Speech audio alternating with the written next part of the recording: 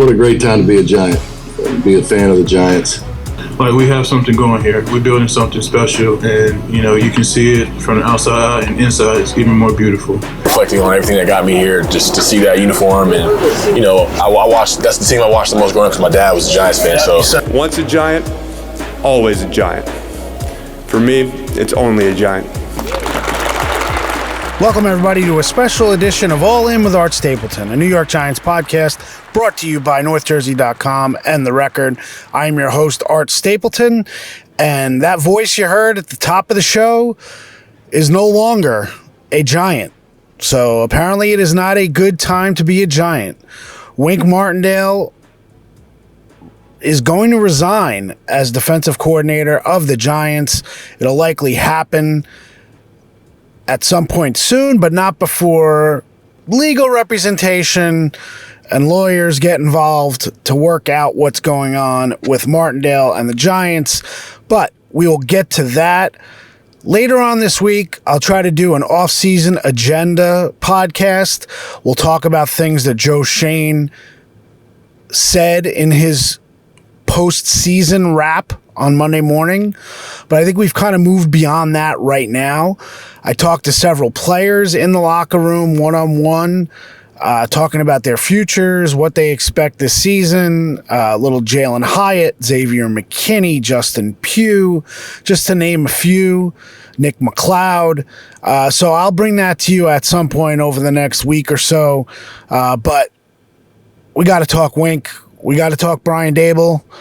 And we got to set the record straight a little bit here, kind of make sense of what's gone down.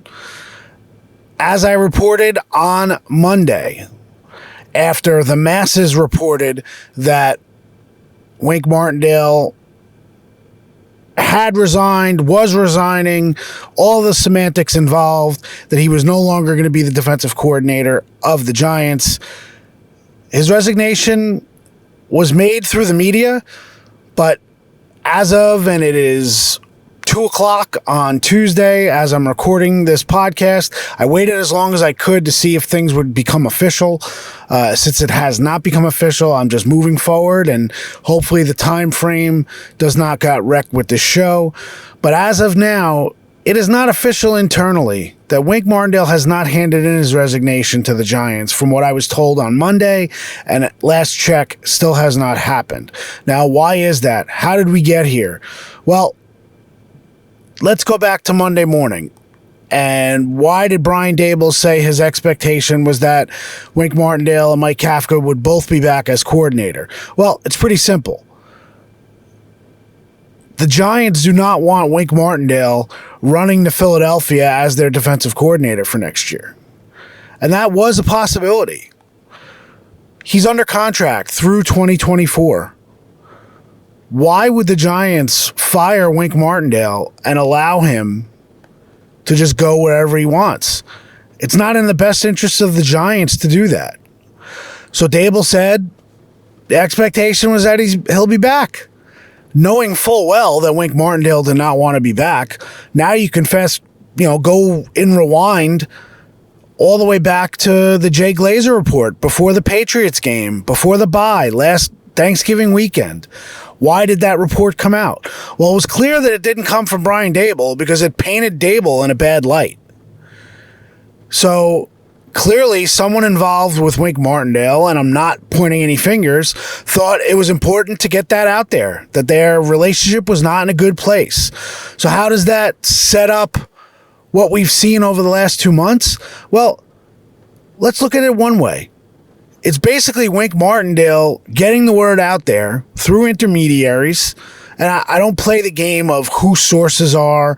But look, Jay Glazer is beyond reproach. When that came out, clearly someone gave him that information.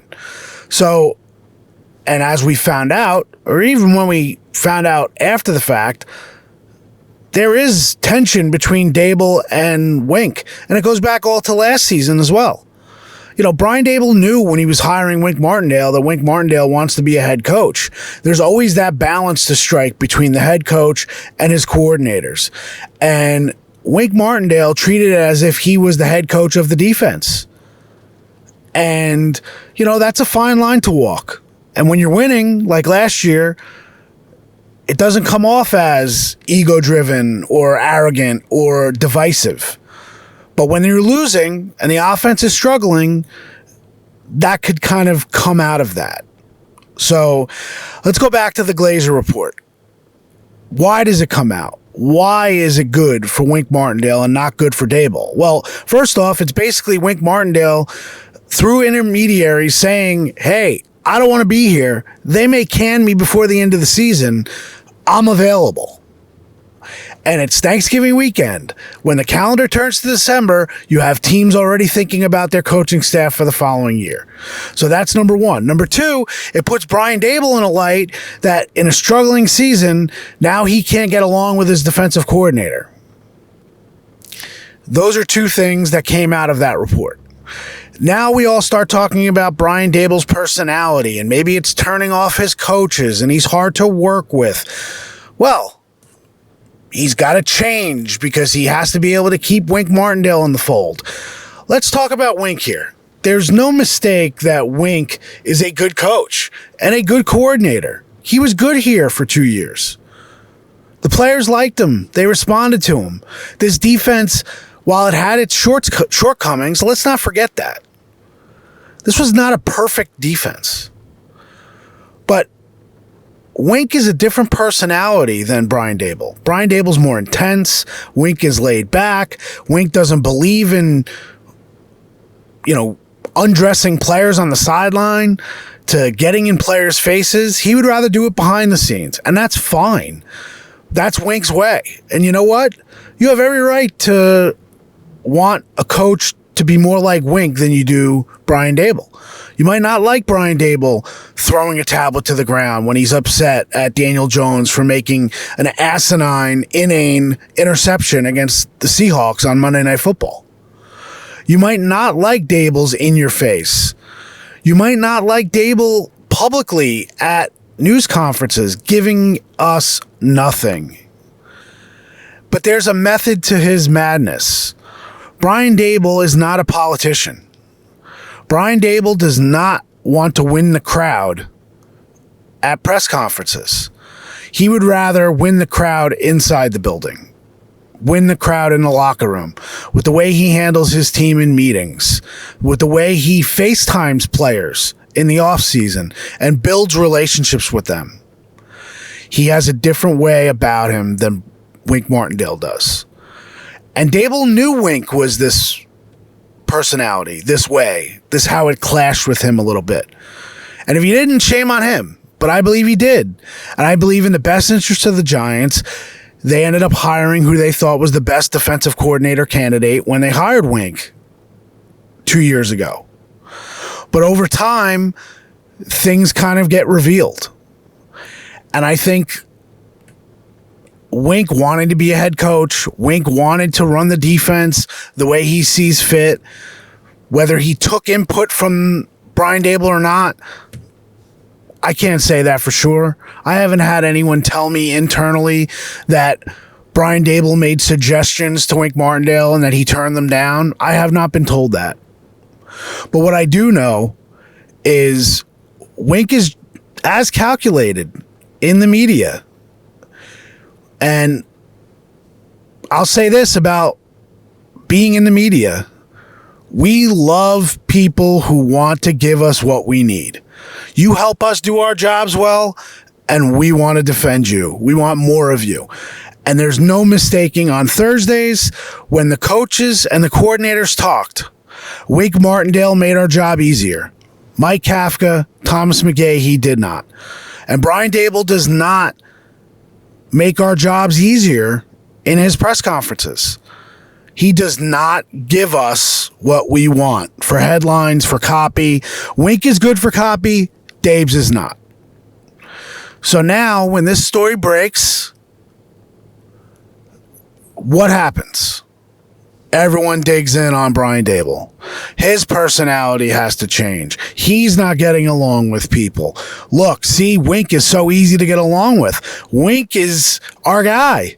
Wink speaks to the fans. How many press conferences did Wink have, including going back to last Thursday, before the Eagles game, talking about the fans. This was not a game about the fans last Sunday. We knew the crowd. It was going to be a half-empty building, and it was going to be filled with Eagles fans. And that's no disrespect to Giants fans. It is what it is. But that was not a game where the crowd was going to win you the game.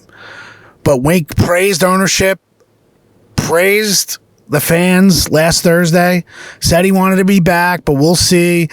He knew he wasn't going to be back. And then that takes us to Sunday. Now, I did not see this. I was at the game, but obviously it came across on the broadcast. On Wink Martindale's play call sheet, he had Jack Bauer on the back. Jack Bauer, I'm a huge 24 fan. Kiefer Sutherland's legendary character from that show with a countdown clock. That was the premise of the show. 24 hours, counting down. Now, it's been perceived on social media, and it's kind of hard not to look at it that way, considering how the events played out over the next 24 hours, that it was a countdown to when Wink was no longer going to be on Brian Daboll's staff and with the Giants. Now, we did not have availability to Wink Martindale. We could not ask him that question. Obviously, I did not become aware of that until after Brian Daboll and Joe Shane's press conference. What I've been told is internally, it was not something that necessarily was noticeable on Sunday. But again, is this Wink tweaking Brian Daboll?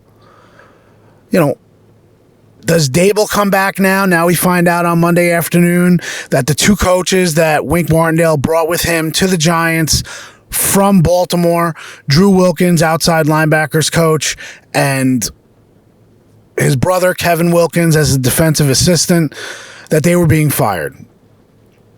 So now it's almost like that vision of, well, Daboll wants Wink back, but he's going to fire his two guys on defense.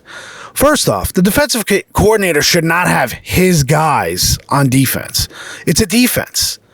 Jerome Henderson should matter as much as Drew Wilkins does. And I like Drew Wilkins, and we have a good relationship. Texted him yesterday, wished him well. The reality is, when you have that perception that these are your guys, and I could tell you from the Combine, walking through the lobby of the Giants Hotel at the Combine last year, Wink was always with the Wilkins brothers, was not with Jerome Henderson, was not with Andre Patterson, was not with Brian Cox, was not with I'm trying to think of who are the other with Eggs. Sometimes John Eggs worked in Baltimore, but was also from Buffalo. So he wasn't with, Wink and that crew. There's nothing wrong with it. But that is a perception. And when you're the defensive coordinator, it can't just be your right-hand man. And if you say Mike Kafka on offense, who's his right-hand man? He doesn't have a right-hand man because he had an offense. And we can get to Kafka later. I'm not sure what's going to happen with Kafka. Does Daboll say he can stay, but he wants to call the plays? I'm not sure how that's going to happen. But there will be conditions, I'm sure, for Kafka returning. He's under contract as well. So we'll see if that becomes a resignation. Now, I think the reality here is that the Giants will have to move forward without Wink. And I think they've been preparing for this. Where do they move? Leslie Frazier is a name that you're going to hear. And rightfully so. He was a defensive coordinator in Buffalo, opposite Wink, opposite Dabes when he was the offensive coordinator there. Joe Shane was there. Leslie Frazier, whatever you think about his defense and his schematics and everything else, he's a respected guy in the league. Probably should be a head coach somewhere because of who he is and what he's done in this league. Probably wants to be a head coach. Not even probably. Definitely wants to still be a head coach. So would he want to be the defensive coordinator here? I don't think Daboll can hire a first-year defensive coordinator. You're not in that position. You need to keep Andre Patterson here. You need to keep Jerome Henderson here. Those guys are outstanding position coaches, likely top 5. I mean, I don't know how you make the rankings, but top 5 at their position in the league. So where do they go? What happens here? Well, the reality is Wink is not coming back. But as I wrote a column and as I've been tweeting all morning, Brian Daboll is the head coach here. Let's not get it twisted, okay? There were reports that were clear 8 weeks ago that Wink Martindale was not happy. Now, maybe Brian Daboll wasn't happy with Wink, but it wasn't to Brian Daboll's advantage to have that story get out. He basically had to play defense. He had to keep his mouth shut. He had to be able to keep the locker room. Let's not forget, going into Thanksgiving weekend, the Giants were done. They were cooked. This wasn't about making a playoff push. This was about keeping their jobs. And now Daboll has to deal with his most prominent assistant coach being included in a controversy with him about his personality. So what I ask for you guys, the listeners, my faithful listeners of All In, have a critical mind. Don't just follow what people are reporting now. Try to ask yourself, why is that reporting being done? Where is the information coming from? I want you to do that with every story, because that's what I do. Because I need to be accountable to you. Where am I getting my information from? And is it legit? Because we get used in the media a lot. And some more than others enjoy being used. They don't care how it comes off. They don't care if it's one side of the story. As I said, Wink Martindale is a good coach. He might be right if he comes out and says Brian Daboll is not easy to work with. There may be more coaches on staff that believe Brian Daboll is not easy to work with. You were 6-11 this year. If the head coach is easy to work with, guess what? You're all out of a job. The head coach needs to be accountable. You know, people forget. Tom Coughlin, yes, he altered his personality a little bit with the media and publicly back in 2007, and things changed. But in 2006, Tom Coughlin fired all three of his coordinators after 2006. They brought in Kevin Gilbride and Steve Spagnuolo and Tom Quinn as special teams coach. The reality is they ended up winning 2 Super Bowls together. Back in 2006, people had a problem with Tom Coughlin's personality. But he knew he had to make a change. Because if he didn't make a change, he was getting fired. It was going to happen. And let's not forget, in 2014, Tom Coughlin had to fire one of his longtime guys. And that was Kevin Gilbride. And they brought in Ben McAdoo as an offensive coach. It was time. They needed a change offensively. Obviously, it did not work out well for Coughlin because 2 years later, Tom was out the door, heading to Jacksonville as an advisor in the front office, and the Giants were on to Ben McAdoo. And then we were on this cycle now after 2 years of Brian Daboll being the 4th head coach since Tom Coughlin. So let's not paint this any differently than what it is. The Giants lost a good coach with Wink Martindale leaving. Does that mean that they're going to be worse? They lost a good coach when Patrick Graham decided to go to Las Vegas with Josh McDaniels as defensive coordinator and not return to be the coordinator here. Did they get worse or did they get better with Wink Martindale? The Giants are going to explore what they can and bring in a defensive coordinator that fits what they want. Are there concerns about the personnel that you brought in fit Wink Martindale's system, and now does that hurt the next guy? Yeah, it's part of it. It's definitely part of the equation. But if you brought in good players, then those players will fit in every system. You could have been dealing with this with Wink Martindale before this season. He interviewed for the Colts job. He thought he was getting it. If he got the head coaching job in the Colts, you would have been dealing with no Drew Wilkins, no Kevin Wilkins, no Wink Martindale. Who knows who else would have joined him in Indianapolis? So that's the reality here. All the questions, all the things that the Giants need to improve on are still there. That challenge does not change. The reality is that Brian Daboll, for his program and for his team, in the best interest of the Giants, went down this road. He did not compromise what he was doing, and clearly, he's got to be himself. And if Wink Martindale didn't like that, and Wink Martindale wants to talk about how Brian Daboll is not a good head coach, that's fine. Because there could be people who think Brian Daboll is not a good head coach. And ultimately, that will prove itself out whether he is or he isn't with the Giants over the next season, and then we'll see beyond that. But Brian Daboll, you can't say that he needs to change his personality to be like Wink. Because clearly, Wink has not gotten the opportunity to be a head coach yet. He interviewed here 4 years ago. Joe Judge got the job. Clearly, the Giants respected Wink. This isn't about who Wink is, but it is about who Wink is. This is who Wink is. It's one of the reasons why he left in Baltimore. John Harbaugh wanted to make a change. They brought in Mike Macdonald from Michigan. How's Mike Macdonald worked out in Baltimore? The Ravens are the number 1 seed. Yes, because of Lamar Jackson, but their defense is very good as well. So, everyone who wants to bury Brian Daboll, go ahead. It's a 6-11 season. He deserves to answer questions about where they're going. And he has decisions to make. And these decisions will be analyzed and criticized as they should be. But don't lose sight of the fact that this is what Wink Martindale wanted.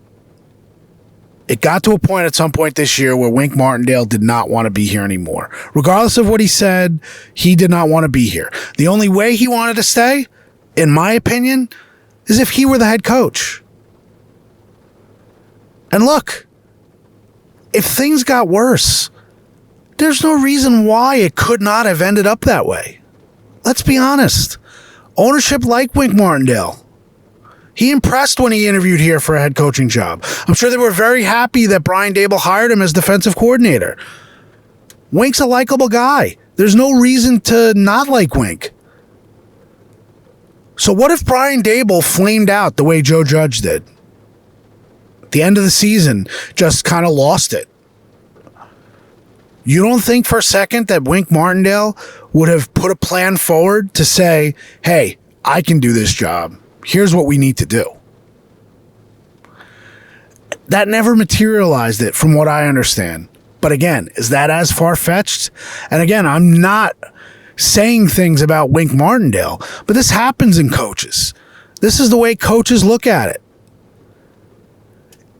And it's a dog-eat-dog mentality. And at some point on Thanksgiving weekend, someone related to Wink Martindale or in his circle or outside of his circle thought it was best to bring that to light via Jay Glazer. And it did the damage to Brian Daboll because now everyone wanted to talk about Daboll's personality and how it didn't work. And the one thing Joe Shane was right about on Monday morning is that Daboll does deserve credit for how this team stayed together. Daboll deserves credit for how Adoree Jackson going on FAN on Tuesday morning with BT and Sal saying that the players didn't realize that there was this divide between Daboll and Wink. And Daboll made sure of that. You want to give Wink credit for it not coming out? Okay. But that's the head coach's responsibility. The fact that they got to Monday and they got this team playing as hard as they played. Yes, the defense played well at times, but they also played poorly at times. They gave up 89 points to the Cowboys. 89 points. Is it a personnel issue? Sure. They need better players. But that's also a schematic issue. So let's not make this out to be that the Giants could have won a Super Bowl with this defense, but the offense is the one that killed this team. They have flaws across the board. And the fact that they can acknowledge that is important. And they need to acknowledge that and make changes going forward, because this team, as constituted, is not going to win the way they need to win in year 3. And they're going to do it without Wink Martindale and Drew Wilkins, and maybe without Mike Kafka. We'll see whether the coaches are not going to be here.